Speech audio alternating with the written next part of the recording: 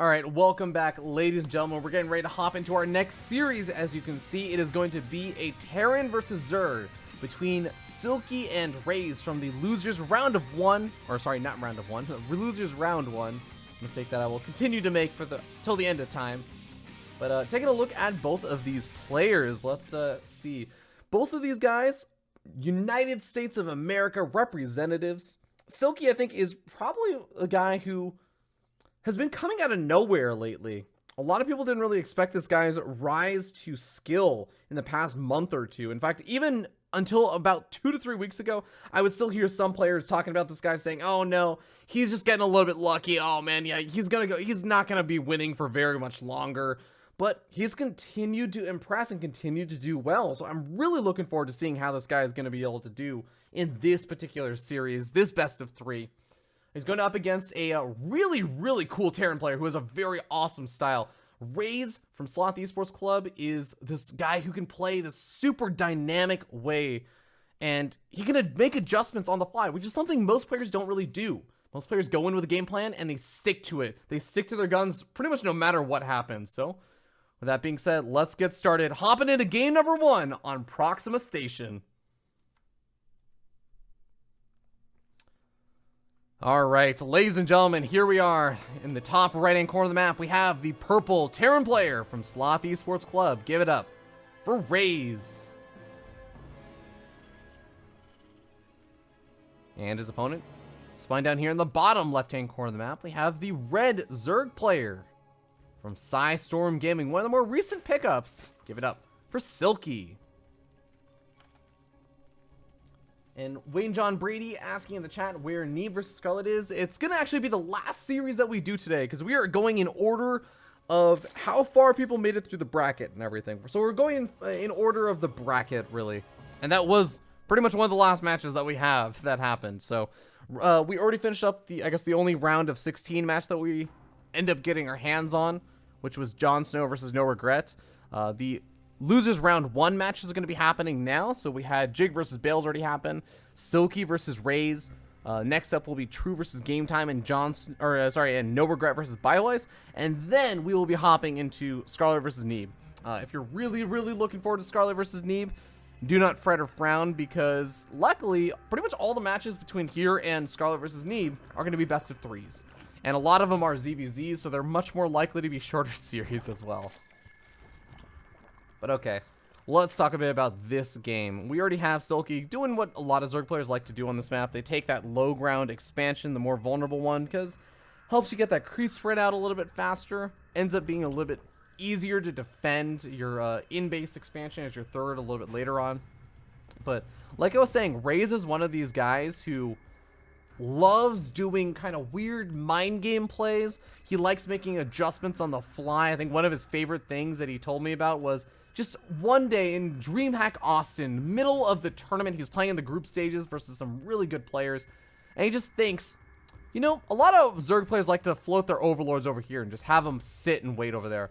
If I just build my barracks down the low ground, make 1 Marine, and lift up my barracks, I can kill that overlord. Normally, you wouldn't be able to kill it. I mean, you can see the Marine pops out well after the overlord would have been able to make it up to that high ground.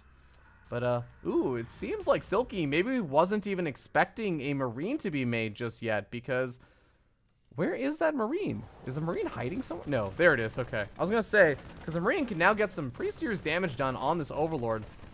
Silky even darting back, trying to get a confirmation on whether or not this is a reactor. And, of course, it is a reactor. It'd be very surprising if it wasn't. And, of course, seeing that this is a factory as well.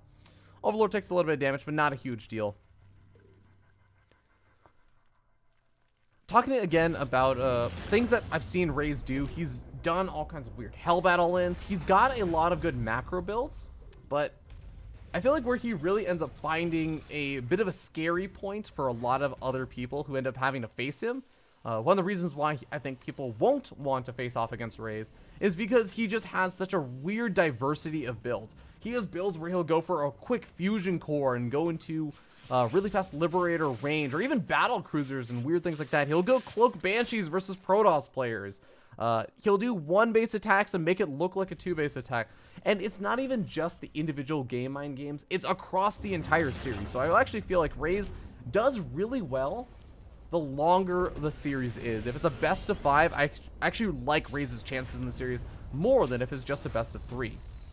But here we go. We got a Liberator coming out before anything else. A little bit supply block, but okay, there it is. Finally starting up. Roach Warren going to be coming out for Silky, so he's going to be relying on those Ravagers to try and take care of something like the Liberators coming out. This is a pretty good map for Liberators just because you can get in between that in-base natural expansion and the main base right over here. Sit around with a Liberator and just move it back and forth between the 2 different locations. Wouldn't even be too surprised to see something like a Ravenfall, but a couple of Hellions able to poke forward, try and get something done. Looks like that Overlord may just barely be able to make it out of here alive. But are there any more Hellions being produced? Yeah, still making more Hellions. He's up to 6 and going up to 8. Okay, this is starting to look a little bit more like a, I would say a Hellbat attack, but it doesn't have an armory behind it. And he's pooling up some of these Hellions back at home. Overlord tries to move in over here to get a scout out on what exactly exists, but he doesn't see those Hellions that, those extra Hellions Raze has been making. Silky, what he's going to be doing? Liberator makes its way in. We got that cool Viking skin coming out, by the way. There we are. Looking very boss. But Hellion drop inside the main base. This is cool. Also has that Liberator sieged up over at that low ground expansion. Getting some good damage done, but the Queens do pick it off. Hellions make it out of there alive. And at the end of the day, we have only 1 worker killed so far this game. So not a lot of damage was actually done. Killed off a couple of Lings. Losing the Liberator is obviously not so ideal, but also lost a bit of mining time over at that 3rd. Forced out some Spore Crawlers. So it's not the end of the world. But oh my god, this Hellion count is just getting a little bit out of control. What is Raze planning to do with this? Okay, he's finally making another reactor to be probably levied over to another barracks, but starting to build another barracks on top of this reactor. Does he have... He never researched STEM. He's had this tech lab on the barracks for a while, I believe. So this is a bit of a surprise to me. I'm not too sure what Raze is looking to do now, but Silky's done a really nice job defending. He's up to 55 workers. He's got his 3 bases. He's able to drone up pretty heavily now, as he doesn't have too much to be afraid of besides those Hellions moving across the map, but I don't even think he knows about the Hellions, so it would be more of a surprise than anything else. Another Liberator is over here. Not enough Ravagers to actually take that out, so this Liberator is starting to rake up a couple of kills. Up to, what, 4 kills? 1 of those on a Queen and 3 of them on drones. I believe that medevac drop is also still alive somewhere. Yeah, I'm not sure where it is, but the Liberator siege is up back in the natural. There's the Vials coming down, not able to catch it. Damn, Raze is being so annoying with this. He might even catch one of the Ravagers. No, it doesn't have to focus fire on it. But here we go. This is the reason why Silky is so distracted. The 4 Hellions did make their way back into the 3rd expansion. Now turning into Hellbats, going after that 4th expansion. The Liberator is still alive, up to 8 kills now. At the 4th expansion, taking some serious fire. Looks like the Liberator may have just gotten cleaned up or something. But a lot more Hellions. 8 Hellions being dropped in the main base. What is this madness? Who goes for Hellion drops in this number? Not even Hellbat drops in the main base. I wonder if that was intentional. I can't imagine a reason why you'd go for the Hellion drop instead of a Hellbat drop there. But Hellions are going to be able to roast a lot of these workers, and it actually ends up working out well because they can chase after them a little bit further. Silky reduced back down to only 51 and going to continue to lose a few more. Medevac getting very low, though. One of them gets picked off. The second one gets so low on health at the same time. This is still another attack that was happening inside the 3rd expansion. Looks like that does get cleaned up. 25 workers have died so far. Silky is trying to deal with this just by making a ridiculous number of units and just not stopping making the drones that he's losing. He's just remaking them as soon as he loses them. Now, Raze looks like he's throwing down a lot of production behind this, so maybe had a couple of minerals banked up, as this is 400 plus 300 plus 150 minerals. But he is still making some pretty impressive amounts of damage happen and putting on a lot of pressure, trying to throw Silky off his game. And you can see Silky is starting to maybe feel some of that pressure. His 4th expansion coming down very, very late at that gold. His gas count is building up to a pretty large amount, but I think that may just be because he's getting ready for that Spire transition.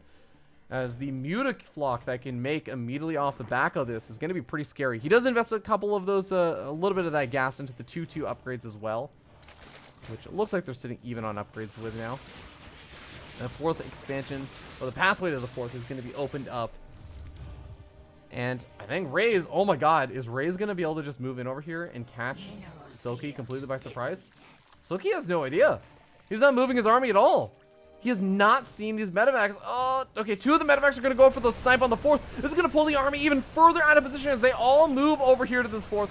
Raze can just pick up and leave because the real damage is going to get done inside the main base, where the Spire is going to be totally vulnerable. It gets sniped off. A handful of mutas have been made, but only going up to 6 mutas. That's barely enough to try and put some pressure on to retreating medevacs, but that is basically it. He's not going to be making a whole lot else happen with them.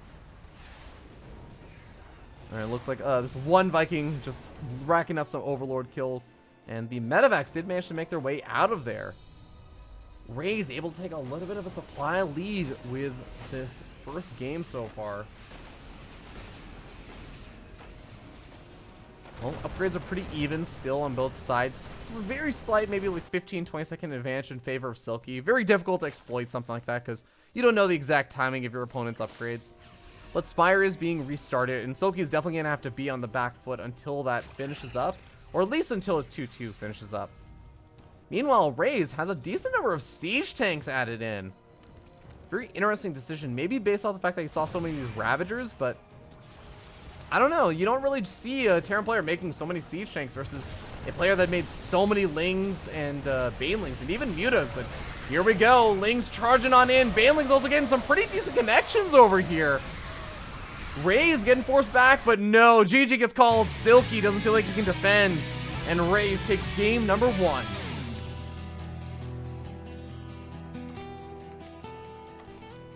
And what a cool style to do it in, too. Going for this really weird series of, I guess, decisions with his army composition. Making a lot of those Hellions, but not actually pushing in, just pulling up like 10 to 15 Hellions. And then just going for a double medevac drop in the main base while also pushing in with another, not even like a run by into the third, just straight up dropping Hellions into the third. While the Liberator is also just sieging up in every which location. Good control on that as well. Keeping it alive for a very long time. Really, really weird thing, though. And I definitely agree with what Palpa's actually saying in the chat right now. I actually also feel like I was looking at that and it seemed like Silky was almost winning that engagement. It took a, you know, like Todd always says, look at this supply. And you see that Silky was starting to actually fall pretty far behind in supply. He was down about 30 supply. His 4th expansion got delayed for such a long time. He was trying to like retake it up in the top left-hand corner of the map.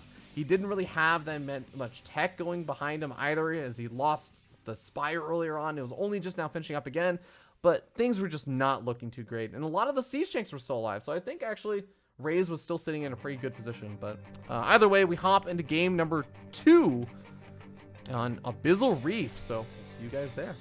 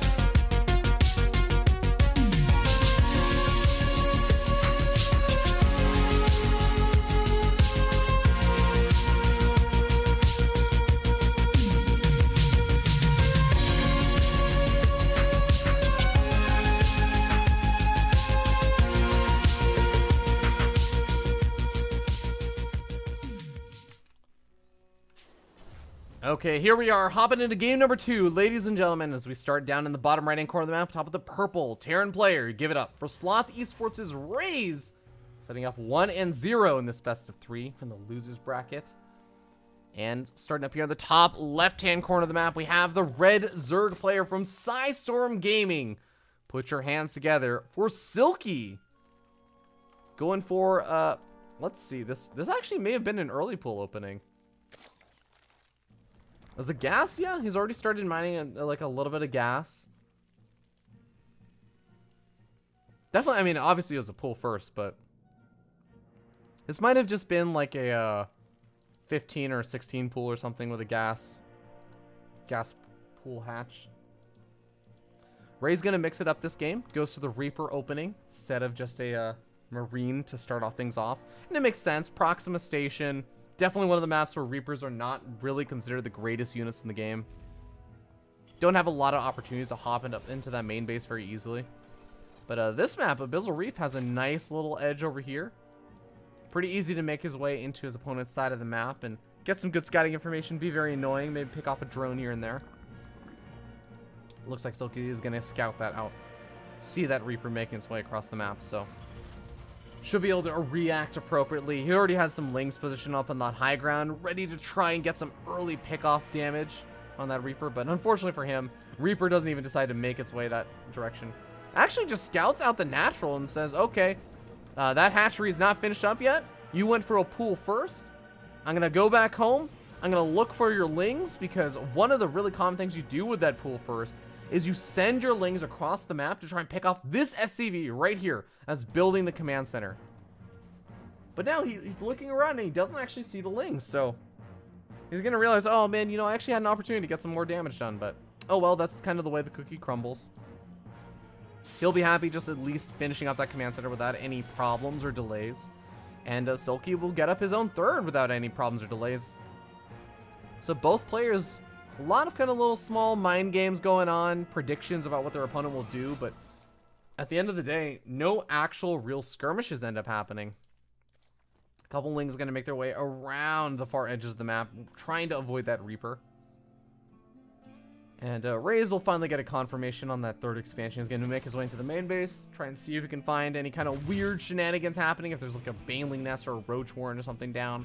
There's a fake out third. Doesn't see a whole lot. But just continuing to be annoying is going to be more than enough. Looks like we did have a 2-1-1 opening from Raze. Has Stim already being researched. We have Starport going to be finishing up next to that reactor, and we'll be able to start getting out the reactor medevacs very quickly. Evolution Chamber also coming down pretty quick over here for Silky, so I kind of actually feel like this is an early enough single Evo Chamber that there was a chance that maybe it would do some weird drop play or something with them, but looks like it's just going to be Carapace. There's this weird sort of Zerg train of thought or school of thought where you don't just go for double upgrades. You actually go for one upgrade, and eventually after you finish up your +1 Carapace, your +1 melee or whatever, then you throw down your second Evo Chamber and you start up 2-1. And I never truly understood what the main benefit of that was. Obviously, it's a lot more extra gas in the early stages of the game to go for 2-1-1 really quickly or something, but I don't know. I've never really seen it seem like it paid off really, really well. I'm not sure like what it would be trying to hit. For example, it's not definitely that upgrade is not going to finish in time for the 2-1-1. Maybe the second follow-up attack when the next two medevacs come out and a handful more Marines or a Widow Mine or something is there. You get up that Carapace upgrade by then, but for now, Silky's mostly just going to be relying on a lot of Lings and a lot of Queens for the defense. Up to 7 Queens. Double medevac's not actually trying to be very roundabout at this either. Just charging straight in through the front. Nice pick off on that active creep tumor. Able to clean that up without any vision or having to throw down any scans. Back at home, next two medevacs are out. I believe a Cyclone was also on the way and finishing up. Yeah, there it is. Not quite rallied into the right location, but I also wonder what is Raze going to be doing, because that last game he really surprised me when he went for these siege tanks instead of Widow Mines versus a Zerg player that was making primarily Lings and Banelings. That's generally not what you want the siege tanks against, but he not only made the siege tanks, he made it work, and he won that engagement and won the game. But here we go. Marines charging on forward. Trying to find some good positions. Oh, it takes a pretty decent hit over there. Loses 4 Marines for a Baneling, but at the end of the day, still gets out of there with most of his army still intact. And that factory, okay, it's starting to build a reactor now, so we're probably going to end up seeing Widow Mines in that case. More banelings being made up on the high ground. Raze is just looking for free damage. He's getting some pretty good damage done. Focus Fire is down to one of the banelings, but loses a medevac and loses a lot of Marines in exchange. He's got a Cyclone in the mix as well. Looks like that Cyclone did join the fray. It's just trying to force out units from Silky, but this is looking a little bit weird. I mean, the third expansion is now finishing up. Raze doesn't really seem like he's able to, I don't know, make that much damage happen. Silky seems like he's been able to get away relatively uncontested, not taking too much actual worker damage. Maybe trading out for a couple of these units, these banelings here and there. But it doesn't seem like Raze is really getting the value that he's losing. It goes off to the evolution chamber. He gets it to half health. Not quite able to finish it off, especially with all those banelings on the low ground waiting for him to try and unload any of those units. So he's going to have to back off for now. Just trying to be annoying. Third expansion location can be taken to the more forward position, something that a lot of Terran players like to do when they try and go for the rally across the map attack. Go for a really big 3-base, just push in with repeated waves of units.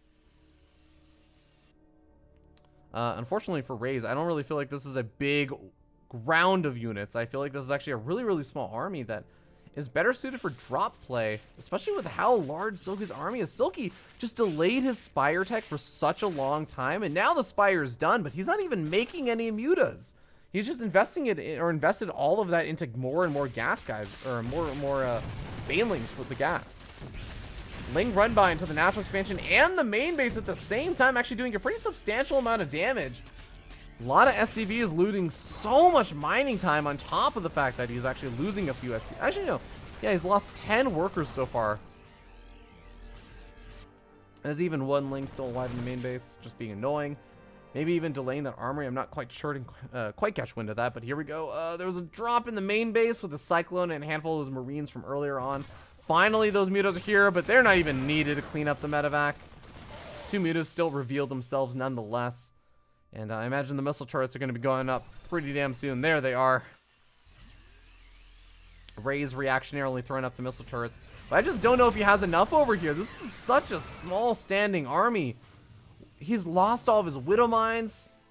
He's only got Marines, and he's got 45 of them, but he's up against a lot of banelings, a lot of Lings, and these mutas are out for blood, stimming forward, or I should say stimming back in a full-out retreat. GG gets called. Silky takes game number 2 in a pretty solid and devastating fashion.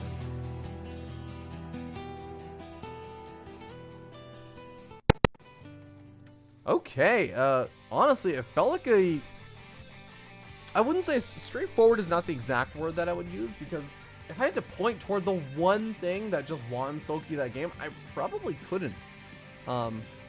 It really did just feel like it was this continued solid defense from Silky, and Raze continuously investing more and more, just little by little, trying to whittle away at his opponent's economy with all these units and the harassment, but never able to make it work. Never able to make the same level of damage that he made happen in game number 3, or game number 1. But now we hop into game number 3. It's going to be match point game 3. We'll decide who gets knocked out of WCS NA Challenger as we hop onto Odyssey. See you guys there.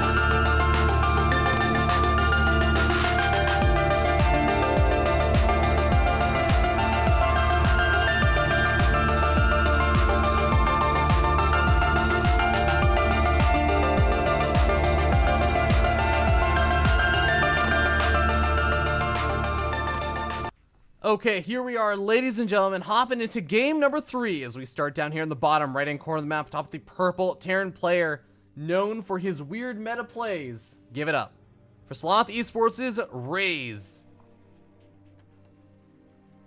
And his opponent, spawning up here in the top left-hand corner of the map, we have the red Zerg player with a spawning pool more than halfway finished. Give it up for Silky from Storm Gaming. Going for a gas pool hatch. And the hatchery coming down definitely pretty damn late. Raze could get punished as he's not making any Reapers, and this means that just a handful of like 6 Zerglings could make their way across the map and potentially kill the Marines and even kill off that SCV building that command center. Now the reinforcing units that come out, like the units out of the factory, like a Hellion or a Cyclone, whatever, excuse me, as well as additional Marines that pop out, should be able to handle any of the Lings. But if Silky is on point, he's only making 2 Lings, so it's not going to actually be the 4 to 6 Zerglings that I'm used to seeing. 6 Zerglings can kill those 2 Marines and potentially even whittle away at that command center, really give the Terran player a scare, but just these 2 Lings. Oh, actually, Raze trying to go for the Overlord. He does get the Overlord supply blocking Silky, but now Silky's going to try and equalize the damage. He's going to go after that SCV. No, he's not going for the SCV. He's going up toward the main base. He just ends up trapping in these Lings. He misses an opportunity. Oh, man. He gets a little bit too greedy trying to get into the main base. Ends up losing him. Oh, man. Raze canceled something. Wait, was he building a tech lab? Oh, he was building a tech lab on the factory because he wanted to make this look like a 2-1-1. Maybe? A 2-1-1, or he wanted to make this look like siege tanks.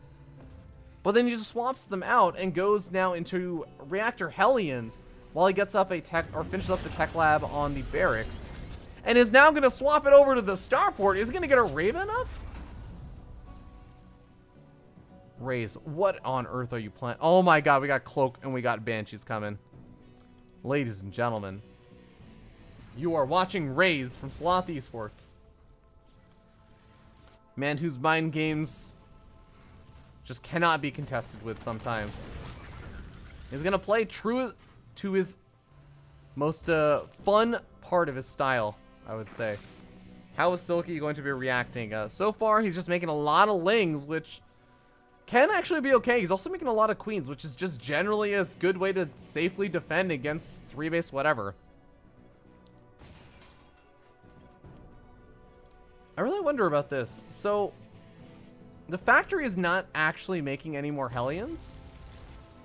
And I wonder if Raze is trying to make this look like something else, because I'm trying to think of what those buildings could have been that he ended up canceling, besides just like the add-ons. What could he have been trying to make his build look like? Well, either way, I think that there's going to be maybe fewer Hellions than Silky would have been expecting. As only 4 Hellions means that it's going to be kind of hard to get a whole lot of damage done. You can get some worker pickoffs here and there, but you're really just trying to pull your opponent out of position with the Queens. You're trying to give your Banshee an opening to move into. But the Spore Crawler is already there, and the Banshee is going to have Cloak finished up. Yep, Cloak is already finished up. So it can move between the bases, but it can't really stay cloaked within the mineral line. You're going to be able to find nice little free pickings like this here and there, but no layer does mean that this is where the Banshee can really get the damage done. A 3rd expansion. Going after the Lings? Oh, I don't know how much I like this decision. I almost would have liked if he'd gone after either Queens or even just gone after the hatchery. Start picking away at it. It's maybe a little bit of a greedy play, but if you're coming in with a 2nd Banshee as well, which I believe he does have a 2nd Banshee out, you could probably focus fire down the Spore Crawler before it fully gets the burrow off. And there's no layer out. But, well, Raze is just going to go for that 3rd. It's going to make moderate amounts of damage happen, but nothing really too substantial. This Banshee also not really able to find a whole lot of damage. Hasn't used any of that Cloak energy just yet and hasn't taken any hits, but still, just looking for opportunities. And these Hellions also doing the same. It really just feels a lot like Raze is trying to feign more aggression than he was really looking to put on while he takes a third expansion. But now Silky has caught wind of this. He's seen that third with the Zergling. He's been able to push back all of these, all the Banshee harassment and everything. And not at a stellar work count, but he's starting to get there. He's starting to get to a pretty reasonable number. Creep spread also not doing too terribly for the stage in the game, but Banshee's going to be able to find one of the active creep tumors, pick that off. 7 queens means that you really don't mind losing a creep tumor here and there, because you can start throwing down 4 or 5 at a time and be okay.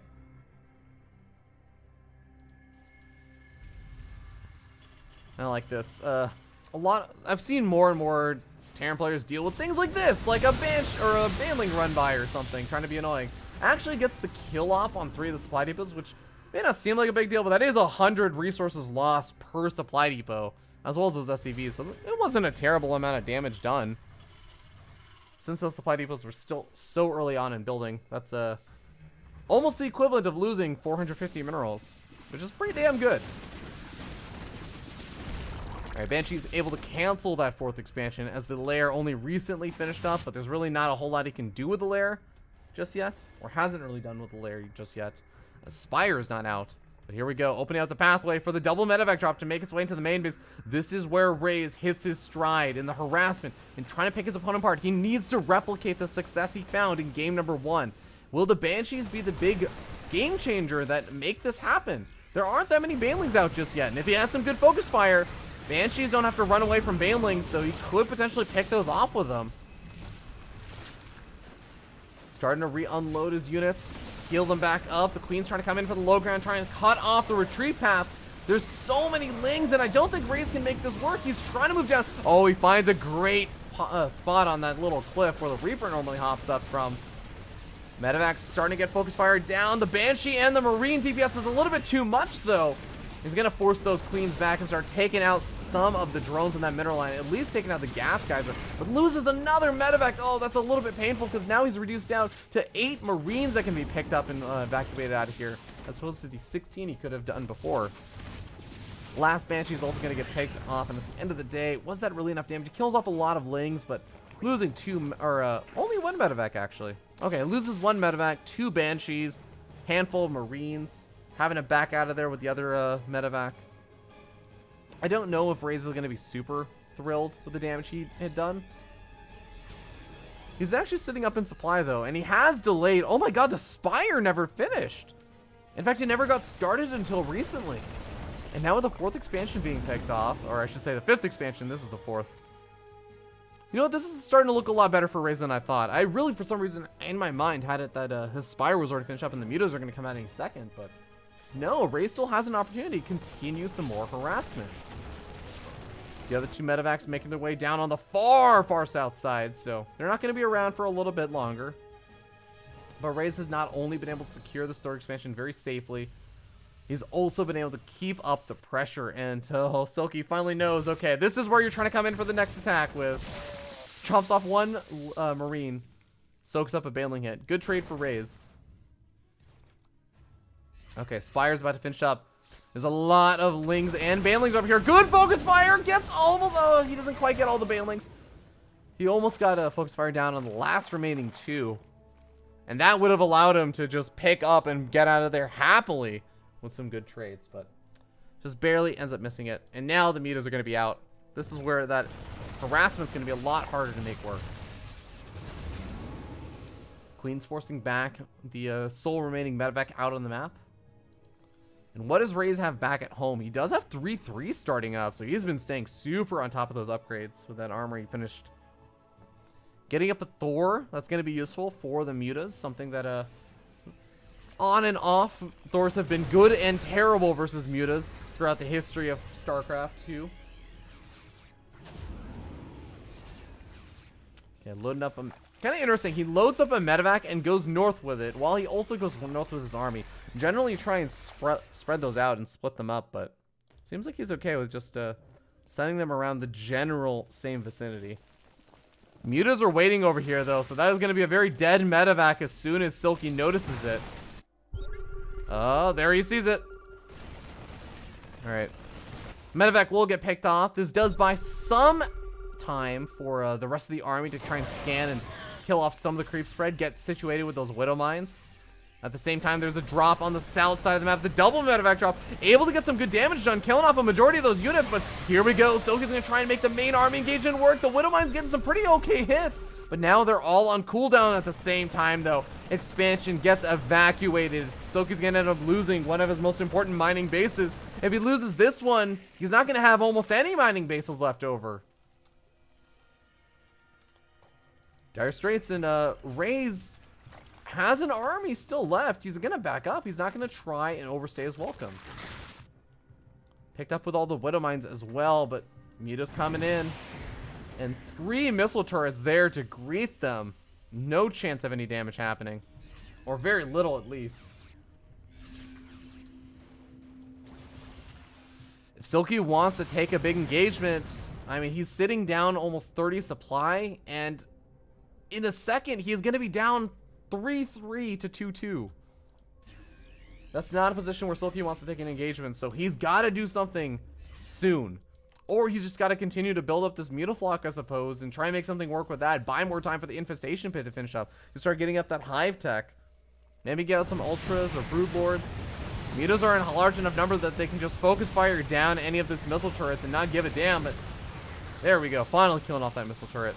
Raze is just going to go for it. I don't know about this. The Orbital Command goes down, and I feel like the Mutas should be able to make it back in time to defend, or they can at least go after that third expansion. I don't actually think that number of missile turrets is enough.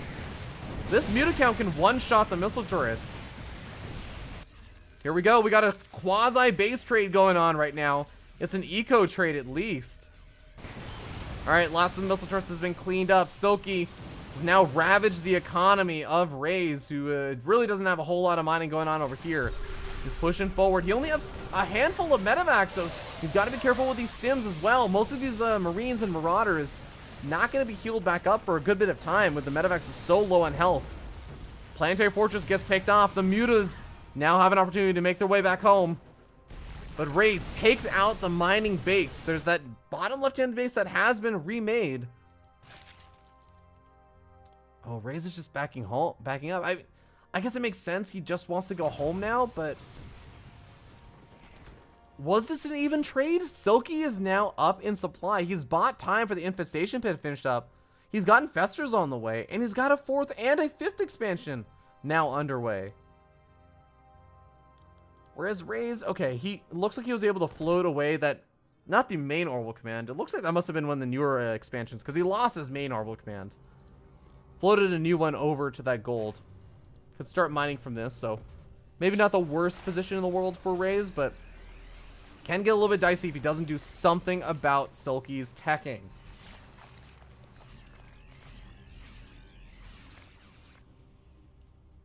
Oh, looks like there's a Muta run by over at the golds. Finding a lot of vulnerable SCVs, down to just 29, and the the Orbital Command Planetary Fortress, whatever you want to call it. Building gets killed off and canceled. Marines trying to punish the Mutas in response. They're stimming themselves to death. They might even stim one more time to try and get the Mutas. Oh, but not able to punish them. And look at how dead this army is. They're all in the yellow and the orange health. These are all of the medevacs that Raze has. 2 new ones are about to pop, and that's going to be helpful, but Raze needs a moment to collect himself. And I don't know if he has that moment. Hive Tech is on the way. Infestors are continuing to build up more and more energy. Burrow has already been researched, so they can burrow fungal growth. Remember, the Orbital Command in the main base got picked off. We have this Orbital Command and this Orbital Command. Luckily, they have been saving up a lot of scans. Raze is thinking a bit further ahead. He's going to use some of them. Oh, he's going to cast some Burrowed Banes. That's a good pickoff. Oh, 4th expansion gets canceled again. Raze has a nice mineral bank. He's using up a lot of his scans. He's not quite catching the Infestors, though. Mutas are making their way back. Raze's going to back up as he maybe has some star sense about them. In the most recent patch, it's a lot easier to see those Infestors also. He's not scanning. Does he have enough energy? He does have more than enough energy on that one of his orbital commands to scan. That's so important to keep track of because one fungal growth in an army like this that cannot easily heal up. I mean, look at this. The medeffects aren't even healing right now. And the army's still so stimmed to death. Okay, it looks like the Thors plus the Marines are going to be enough to finally push back those pesky mutas. But Silky, all he really needs is 1 or 2 beautiful fungal growths on this army that has been walking around very clumped up. More scans coming down. You can see he's not just scanning where there's creep, he's scanning for burrowed banes, and he's also scanning potentially for those burrowed infestors. He's going to be running out of scans very quickly with how fast he's going through them. That was actually the last one. Oh, it catches one of the burrowed infestors and a lot of the burrowed banes. But he's out of scans now. Oh god, the retreat path. Burrowed banes on the high ground. He's going to have another scan available and maybe another 5 seconds. Silky just preparing for a counterattack at the gold, though, it seems like. He's already evacuated his own gold expansion. He's got mining back up over here on the top right. I guess he might be okay with this. Raze is well spread out, expecting a big attack to be coming in. Silky actually isn't really going in either, though. I guess knowing this is going to be a planetary fortress is making him a little bit wary about moving in. He loses the gold and is now getting situated to defend. There are the ultras, though. Chitinous plating is so close to finishing up. He does not have 3-3, though. Adrenal glands is also very close to finishing. He's not going to wait for it, though. Maybe. You know, he's going for it. Army charges on in. Link's trying to get a full surround of as many units as possible. Baneling's also trying to get some good connections. It looks like he's going to be able to clean this up. Muta's also coming in at the very end. Final, some fungal growths coming down. And that is all of Raze's army. What is there left to defend this gold expansion besides a handful of Marines, a small chunk of Marauders, and 1 Thor?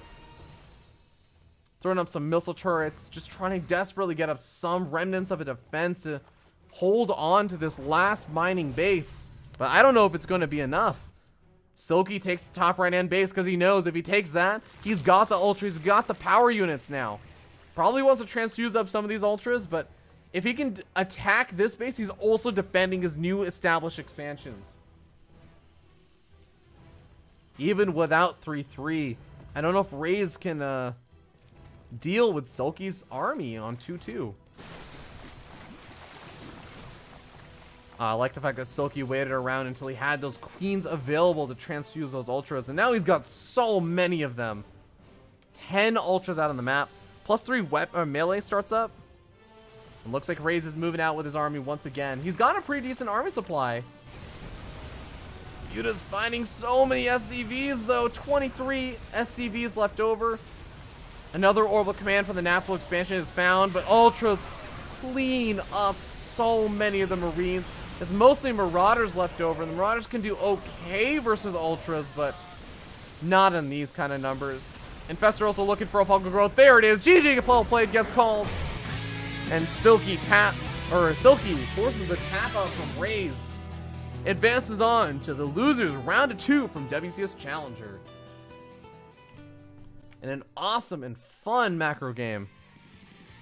That was an awesome series. Big congratulations to Silky. Definitely one of the big underdogs, I would say, in the North American scene right now. Really just got a lot better out of nowhere. Silky's been a name that's been around in StarCraft for a long time, but he's one of those players that I would often find myself asking, okay, I see Silky signed up for this bracket. Is Silky retired and playing for fun right now? Or is he trying to make a comeback? It was really hard to tell a lot of the time, but past 2 months, it's been very clear. He's been giving an incredibly serious effort.